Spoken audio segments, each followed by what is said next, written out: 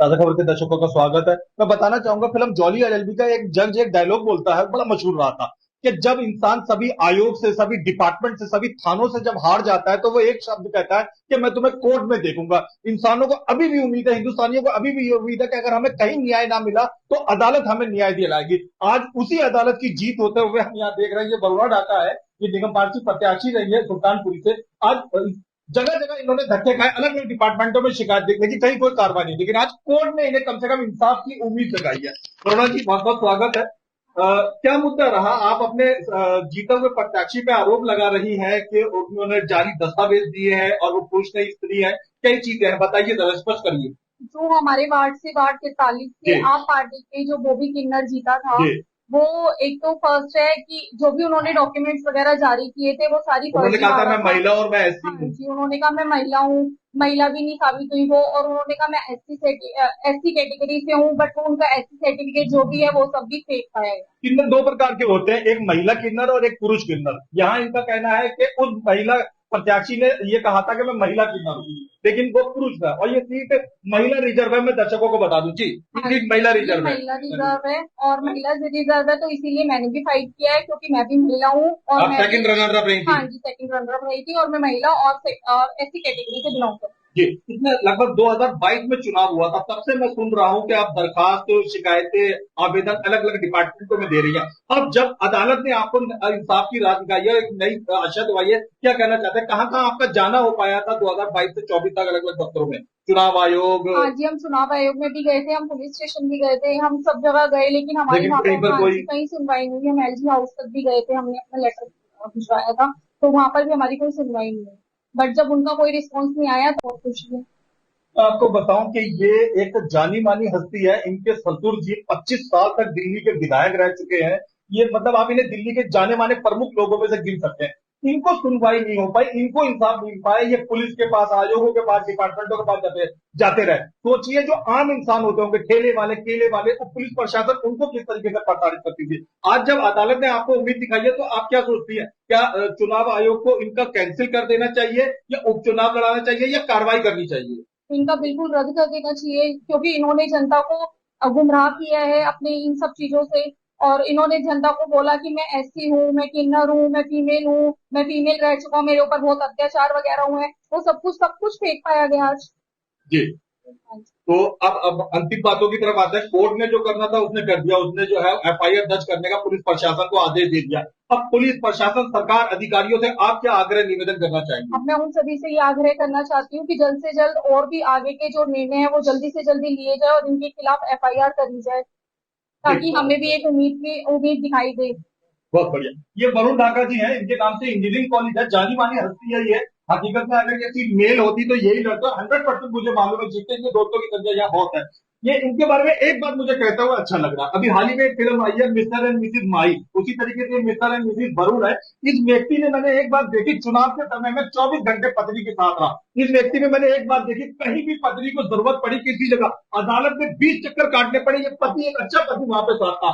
आज जब पत्नी को थोड़ा इंसाफ मिला तो पति की क्या क्या क्या शब्द है वो पूछते हैं। ऐसा लग रहा है जब इतने 2022 के बाद 2024 में कम से कम पत्नी को जीत जैसे आधार तो मिले। और इस तरह से आरक्षित सीटों का नाजायज करके फायदा उठाते हैं, उन्हें कहीं ना कहीं शर्म आनी चाहिए। और हम इस बार जरूर जीत कर आएंगे। अगर उपचुनाव होता है तो हम हाथ जोड़कर फिर से विनती करके अपनी जनता में उतरेंगे, और जब सच में जीत कर आए हैं और सच की जीत को फिर जीत को झंडा लहराएंगे। 25 सालों तक ये वो सज्जन है जिन्होंने सुल्तानपुरी विधानसभा में स्त्रियों, बूढ़ों, बच्चों, हर जाति, हर कौम, हर मजहब के लोगों की सेवा खिदमत करी। एक बात जिसके लिए मैं विशेष यहाँ पे बात कर रहा हूँ जय किशन जी के लिए, सिर्फ पुरुषों और स्त्रियों और बच्चों के लिए नहीं, इन्होंने किन्नरों तक के लिए यहाँ पे काम किया है। इनके क्षेत्र में अगर कोई किन्नर होता था, उसका घर होता था, तो उसके घर के आगे की सड़क, उसके आगे, घर के आगे का पानी का कनेक्शन, और अगर पानी ना है गर्मी में तो उसके घर तक पानी का टैंकर पहुंचाने का दायित्व इन्होंने लिया। तो मैं ये स्पष्ट करना चाहता हूं कि जय किशन जी सभी किन्नरों का शुभ चिंतक है, सभी किन्नरों से प्रेम करते हैं। ये एक राजनीतिक मामला, इसकी एक बात टिप्पणी हो रही है। बात करते हैं आपके क्षेत्र के अंदर हुई भी घटना का। आपके अंदर का राजनीतिक विशेषज्ञ क्या कहता है? नहीं, पहले से ही मैं, जी जब आम पार्टी बनी थी जी दिल्ली जी में, तब भी मैंने कहा था कि ये बंदर है जी और बंदर के हाथ में उतरा है। जी। और बंदर के हाथ में माचिस है। जी मैंने पहले कह दिया था कि ये फर्जी लोग हैं, ये गैर सियासती हैं, हमें ठग हैं, गुंडे हैं, लुटेरे हैं, झूठे हैं, कार है। इनका सरदार अरविंद केजरीवाल बड़ा भारी मक्कार, बड़ा भारी ड्रामेबाज, गैर सियासती, लुटेरा। आम पार्टी के लोग पहले ई रिक्शा में चलते थे, यूटीसी बस में चलते थे, साइकिल पर चलते थे, टोपी पहन कर पैदल लगा कर झाड़ू लगाते थे, कहते थे तनख्वाह नहीं लेंगे, गाड़ी नहीं लेंगे, जी जी सपोर्ट नहीं लेंगे। जी सब कुछ ले लिया। सरकार बनने के बाद इन चोरों ने कहा था कि हम दिल्ली के लोगों को, दिल्ली को पेरिस बनाएंगे। और आशीर्वाद है सच्चाई का, ये आशीर्वाद है भाईचारे का, ये आशीर्वाद है मेरे समस्त सुल्तानपुर माजरा विधानसभा का, ये आशीर्वाद है हमारे बुजुर्गों का, ये आशीर्वाद है मेरे मित्रों का, ये आशीर्वाद है सर महादेव का। क्या यह सच की लड़ाई जो हम जीते हैं, ये सच की लड़ाई जीतना कितना आसान नहीं है। इतना आसान नहीं है, सच में नहीं है। ठीक है सर, हमने पौने 2 साल 2022 में 4 दिसंबर को चुनाव हुआ था और 2022 7 दिसंबर बट को रिजल्ट आउट हुआ था और पेटिशन हमने 15 दिन के अंदर उसमें फाइल अप की थी।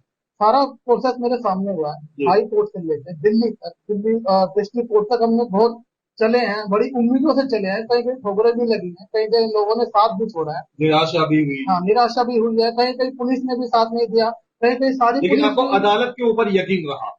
जी, क्योंकि एक सच की लड़ाई को लेकर चले थे, तो आज कहीं ना कहीं अदालत ने सच को स्वीकार किया और हमें सच्चाई को देखते हुए हमें आशीर्वाद दिया कि हम जनता की ओर अग्रसर हों और सच्चाई को इसी तरह आगे बढ़ाते हैं। अच्छा राहुल जी, एक सच्चा कड़वा सा सवाल पूछता हूँ। वैसे आमतौर पर इस प्रोसीजर में क्या होता है कि पुलिस एक्शन लेती है, अगर साबित हो जाता है तो चुनाव आयोग निलंबित कर देता है, चुनाव कैंसिल कर देता है।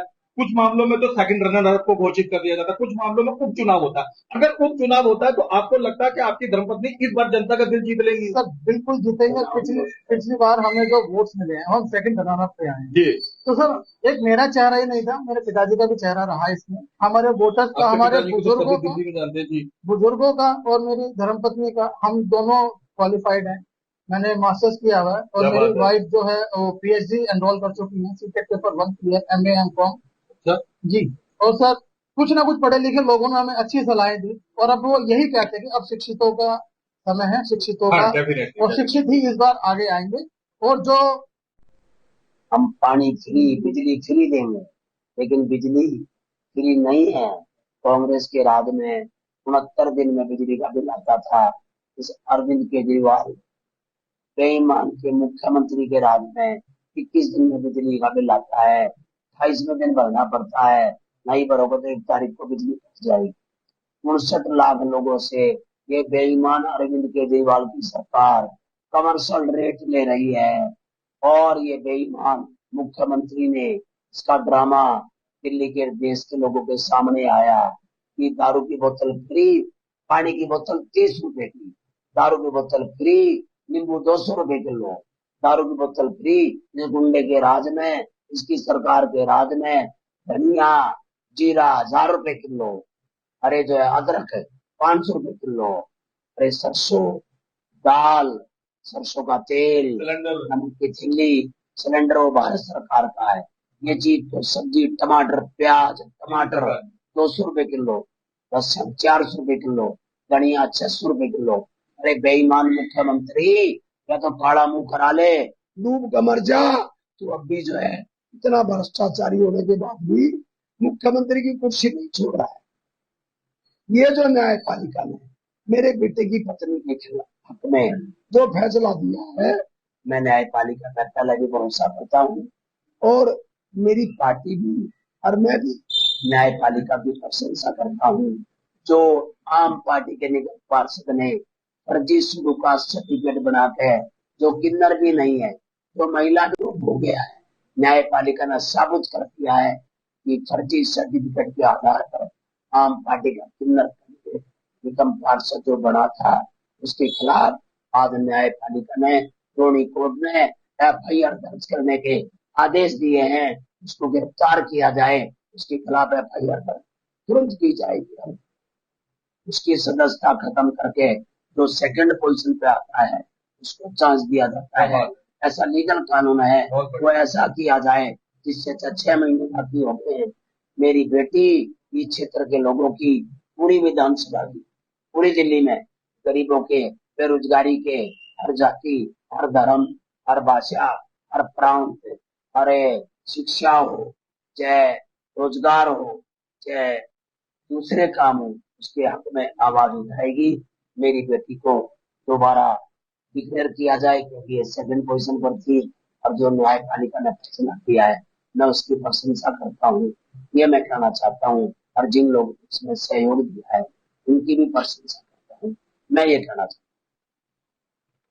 जो लोग भी अखबार पढ़ने के शौकीन है तो उन्हें मालूम होगा पिछले 15 दिन से लगातार एक लड़की के विषय में चल रहा है जिसने अपना नकली जाति सर्टिफिकेट देके नकली नाम बदलकर आईएएस के पेपर दिया, उत्तीर्ण हुई और अभी जाके पुलिस प्रशासन ने उसका वो कैंसिल करा। आईएएस का पेपर एग्जाम वगैरह पूरी सारी ट्रेनिंग वगैरह कैंसिल कर गई। पुलिस प्रशासन ने मुश्किल से 1.25 महीने के अंदर अंदर एक्शन ले लिया। अगर पुलिस प्रशासन चाहे, अगर सरकार के जुड़े हुए डिपार्टमेंट चाहे तो ज्यादा टाइम नहीं लगता है कि किसी भी व्यक्ति के विषय में जिसने नकली दस्तावेज, नकली कागज दिए हो उस पर कार्रवाई करने पे। ये मामला आईएएस तो बहुत ऊंचे लेवल की चीज होती है, तो एक निगम पार्षद का क्षेत्र है जिसमें आपको लगता है कि सरकारी डिपार्टमेंट, पुलिस प्रशासन, आयोग, डिपार्टमेंट चाहे तो मुश्किल से थोड़े दिनों का काम है ये रजिस्ट्रेशन कैसे करना। अब पुलिस को साहब से और भारत सरकार के चाहे मंत्री हो, चाहे अधिकारी हो, उच्च अधिकारी, उन्होंने इसमें जिसका हाथ है, चाहे इसमें एसडीएम हो, चाहे इसमें चुनाव आयोग के अधिकारी हो, उनके खिलाफ भी एफआईआर दर्ज करनी चाहिए। उनको डिसमिस किया जाना चाहिए।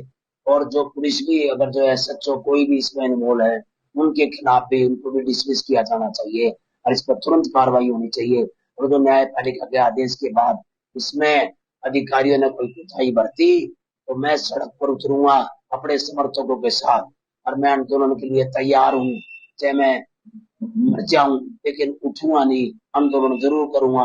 इसलिए अपील करता हूँ दिल्ली के राज्यपाल साहब से सदस्यता खीम खत्म की जाए और जो न्यायपालिका में और दूसरा विचाराधीन मामला है उसको तुरंत से डिक्लेयर किया जाए और सदस्यता खत्म करके मेरी बेटी को सेवा करने का मौका दिया।